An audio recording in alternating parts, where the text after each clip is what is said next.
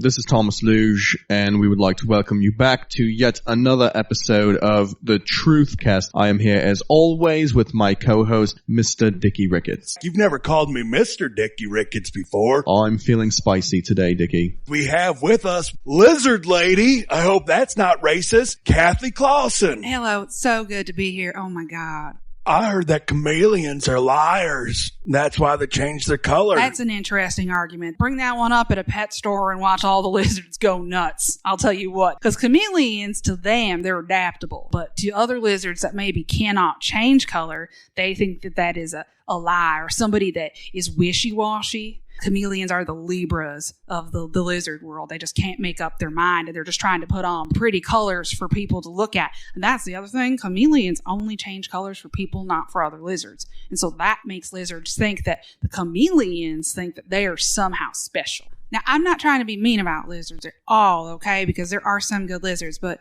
just recently I did go through a bit of a thing. I was living in a house with about 17, 18, 20 lizards or so, and apparently they had a meeting about me when I was not there, and they did vote that I had to move out of the house. So currently I'm living in the back of my car, which is, it's a RAV4, so there's plenty of room. This is going to be a tough one for me, not sounding racist, but lizards aren't typically known for being gainfully employed. How are they paying the mortgage or the rent? Oh, they all work at Starbucks. They just shift into baristas before they go. You see, now, yes, that's exactly right. Now, they say that they give people benefits at Starbucks, right? You know how they can afford it? Because it's lizard, and lizard benefits are less expensive than human benefits. Is that why the baristas can't get human names right? That's exactly right.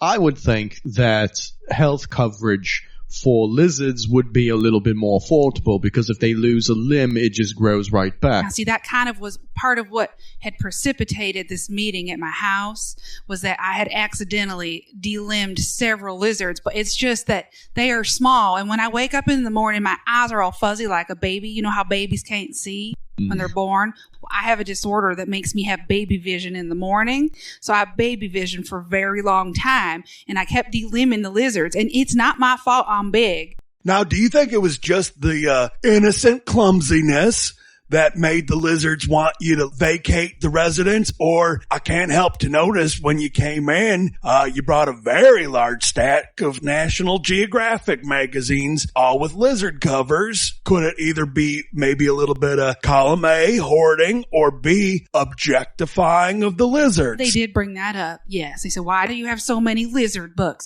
Why do you talk to people about lizards and tell them about the stuff that we do? Were they accusing you of lizard appropriation? Yes, they were. And I think that's absolutely ridiculous. I grew up around lizards. I just love lizards, and I prefer to live with them to humans. Can I eat flies? Yeah, but I don't.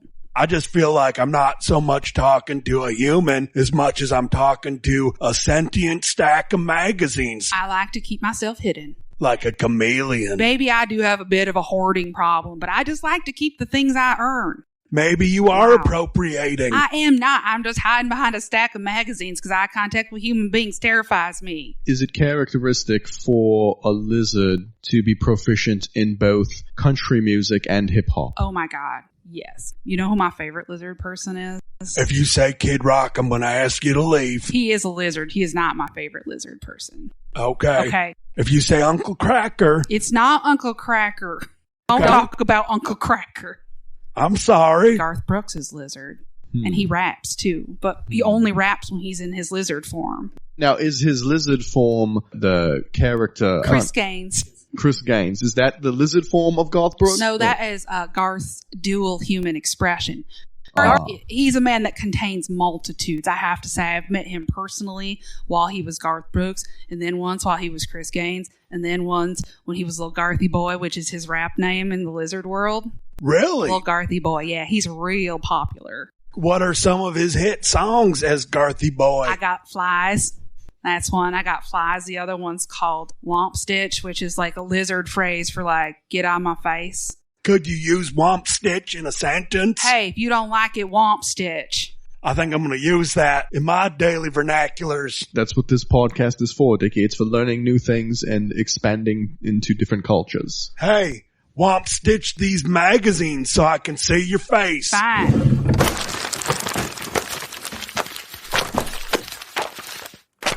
Thank you. You're welcome. Now, I will admit that sometimes I have stepped on some of my former lovers on purpose.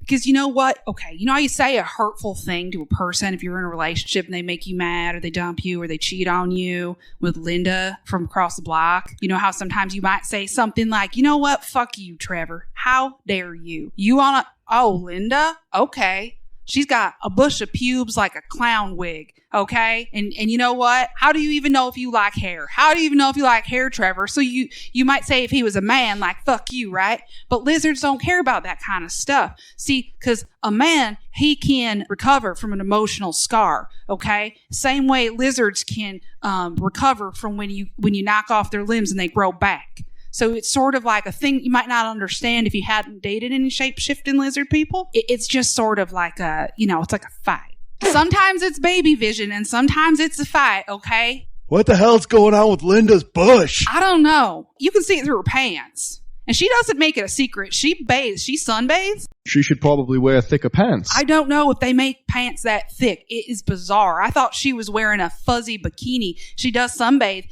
She likes to show off. She likes to sunbathe in her driveway. And I'm like, take your bush and go in the backyard.